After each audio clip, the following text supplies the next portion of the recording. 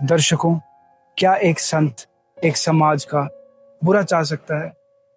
इसका जवाब आज हमें 20 वर्ष बाद मिला है। आज हम पहुंचे हैं सतलोक आश्रम करोथा में।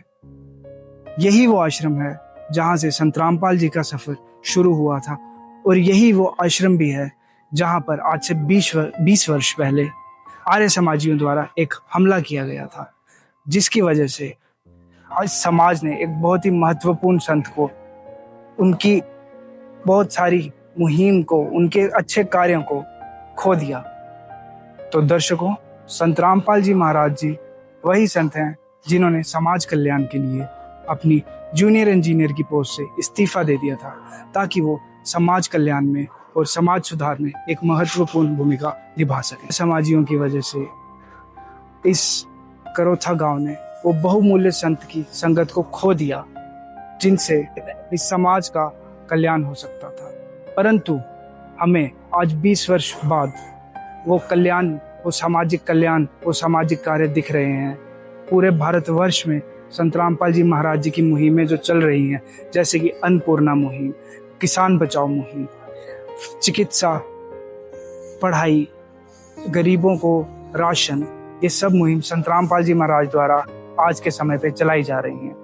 दर्शकों, आज हरियाणा के लोगों को ये समझ आ रहा है कि उन्होंने किस संत की संगत को छोड़ा था उस समय।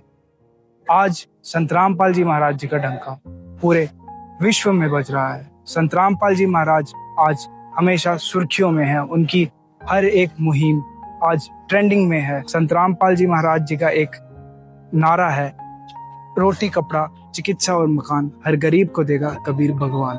ऐसी बहुत सी मुहिम है जो संत रामपाल जी महाराज द्वारा चलाई जा रही हैं, जिसकी वजह से आज भारत के जो गरीब परिवार हैं, गरीब किसान हैं, जो अपने हालातों से मजबूर हैं, जिनका कोई कमाने का साधन नहीं है, आज उन सब की मदद करने का बेड़ा संत रामपाल जी महाराज जी ने अपने कंधों पर उठा रखा है।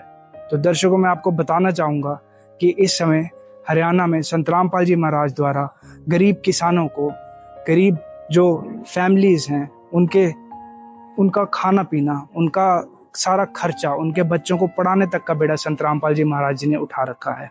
संत रामपाल जी महाराज का कहना है कि किसान जो हैं वो इस देश की रीढ़ की हड्डी हैं, और अगर रीढ़ की हड्डी ही कमजोर रहेगी तो देश कैसे हमारा महान बन पाएगा।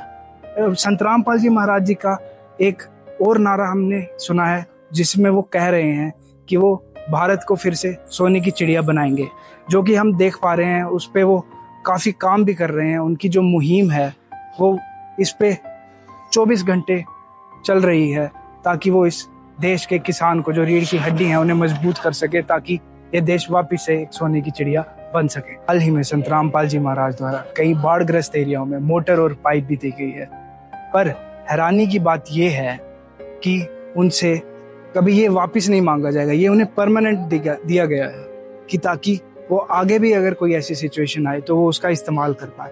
पर हाल ही में हमें एक खबर और भी मिली है कि संत रामपाल जी महाराज द्वारा एक मुहिम चलाई गई है, किसान बचाओ अभियान, जिसके तहत जिन किसानों की खेती 2.5 एकड़ से कम है या 2.5 एकड़ तक की है, उन्हें फ्री खाद, बीज और कीटनाशक दिया जा रहा है। तो दर्शकों, जैसा कि आपने देखा, संत रामपाल जी महाराज जी के जो सामाजिक कार्य हैं समाज के हित में हैं। तो दर्शकों, फैसला आपका है। ऐसे संतों को, समाज को ऐसे संत अपनाने चाहिए, ऐसे संतों का सत्कार करना चाहिए, ना कि उन संतों का जो सिर्फ आपको पाखंडवाद फैलाएं और सिर्फ अज्ञान भरें आपके दिमाग में। दर्शकों, ऐसी ही इंफॉर्मेशनल वीडियोस के लिए जुड़े रहिए ऐसे न्यूज़ जम्मू कश्मीर के साथ, और कमेंट में अपनी राय ज़रूर बताएं। नमस्कार।